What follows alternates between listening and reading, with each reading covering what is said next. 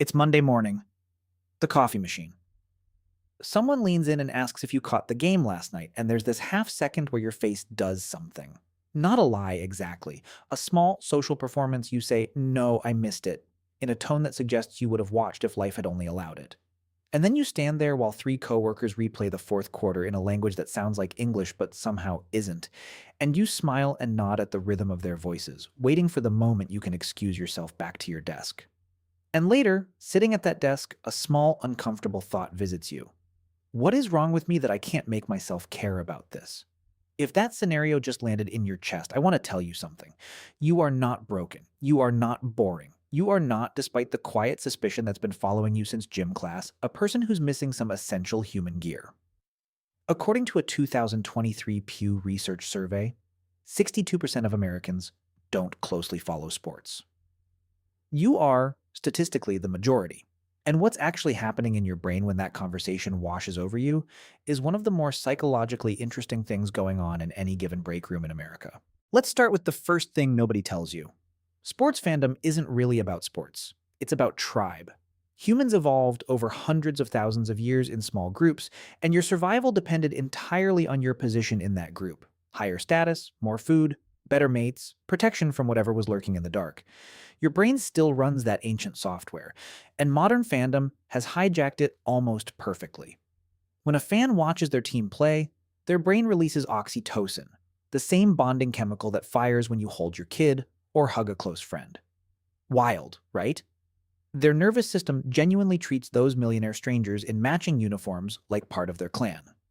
But here's where it gets interesting. If you've never quite been able to feel that, it's not because you're cold or detached, it's because your sense of self isn't as easily lent out to a group. Researchers call this an internal locus of identity. You don't need to borrow a tribe's victory to feel like a person. Your sense of who you are doesn't rise and fall on a scoreboard. That's not a smaller life. That's a more self-contained one. The second thing happening is, frankly, a little startling once you understand it. What looks from the outside like passion, the screaming, the painted faces, the inability to speak on Monday morning if the wrong team won, is, in neurochemical terms, almost indistinguishable from a slot machine. Researchers have run fMRI scans on fans during games, and the activation patterns light up the same reward circuits that fire during gambling. The reason is something behavioral psychologists, going back to B.F. Skinner in the 1950s, call intermittent reinforcement. Your brain doesn't get hooked on rewards that are predictable. It gets hooked on rewards that might come. Every play in a game is a small unknown. Every possession is a small bet. 3 hours of constant microdoses of maybe, maybe, maybe is one of the most addictive reward schedules in psychology. If you've watched fans describe their relationship with their team in the language people usually reserve for substances, "I can't quit them. They're killing me. This team is going to be the death of me," that's not a coincidence. The architecture is genuinely similar. And if your brain doesn't get pulled into that loop, it's not that your dopamine system is broken. It's that it's tuned to a different frequency. There's research from the University of Chicago suggesting that variations in dopamine receptor genes actually predict how much vicarious competition lights someone up. Your indifference to the Lakers statistically might literally be in your DNA.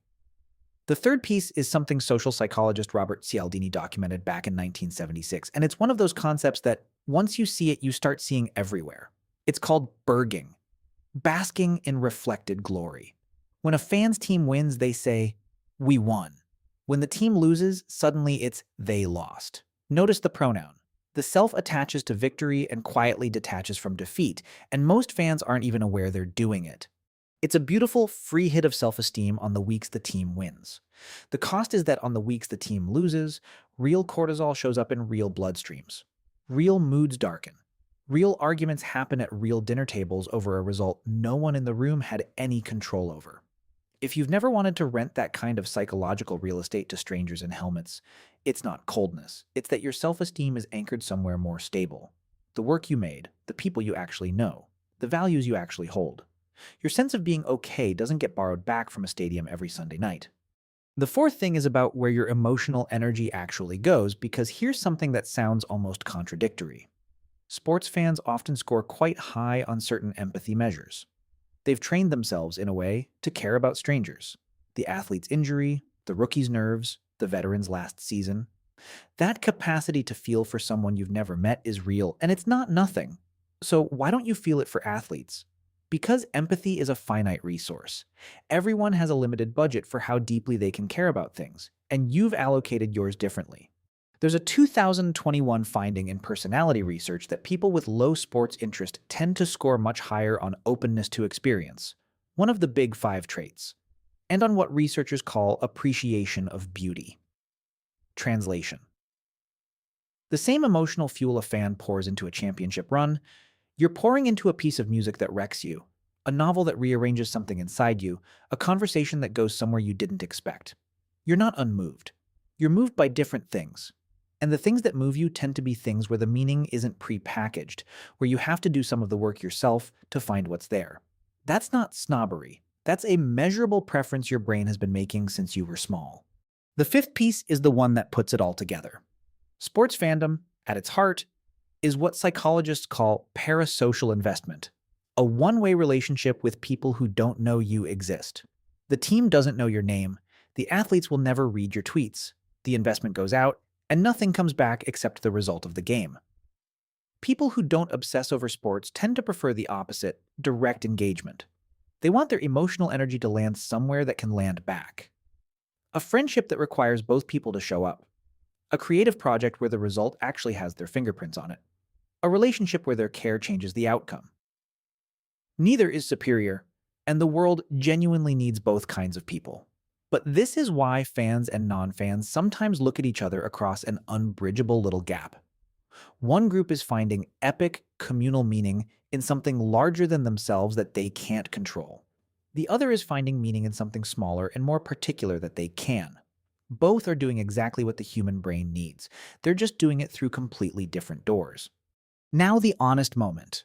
Because there's a version of not caring about sports that's about something genuinely good, your brain is wired differently, your tribe is elsewhere, your reward system has its own logic.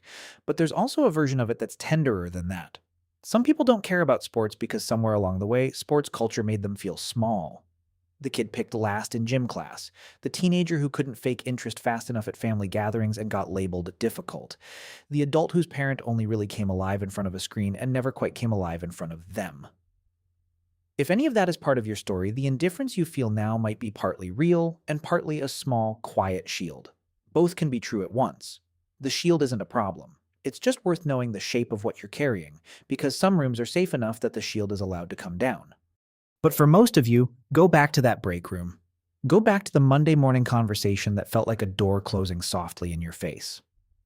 Here's what nobody tells you about that moment. The thing you've been quietly suspecting was a deficiency in you. This inability to make yourself care about a ball going through a hoop was never a deficiency.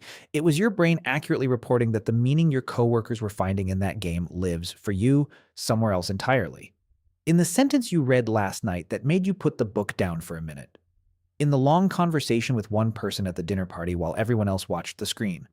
In the project you're slowly making that nobody's clapping for yet. The stadium is real. The joy in it is real. The people screaming at televisions are not stupid or shallow. They're plugged into something that gives them genuine life. You're plugged into something else, quieter. Harder to explain at a coffee machine on a Monday. Equally real. The version of you that's been wondering if something was missing, that version was looking in the wrong stadium. The acoustics of yours have always been different. They've always been yours. If this resonated, hit subscribe because the next video is about a specific kind of person, the one who'd rather have one deep conversation than 10 shallow ones, and the psychology behind it is going to feel uncomfortably accurate.